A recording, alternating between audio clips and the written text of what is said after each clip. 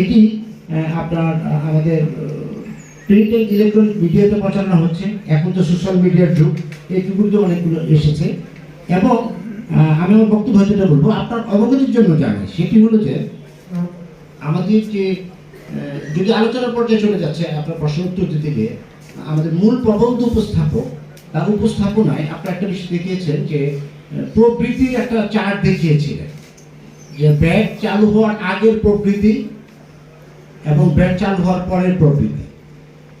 Bat চালু হওয়ার আগের প্রবৃদ্ধি ছিল 3%, আপনাদের যদি মনে থাকে স্লাইডটা, এবং ব্যাট চালু হওয়ার পরে সেই প্রবৃদ্ধিকে জানিয়েছে 6.5, অর্থাৎ ব্যাট প্রদানের মাধ্যমে সরকারের রাজস্ব কোষাটা বৃদ্ধি পাচ্ছে, জনসচেতনতা বৃদ্ধি পাচ্ছে। তবে আপনার পরামর্শ আমি গ্রহণ করলাম, জনসচেতনতা আরও যেন বৃদ্ধি পায় এবং জনসম্পৃক্ততা বাড়ে।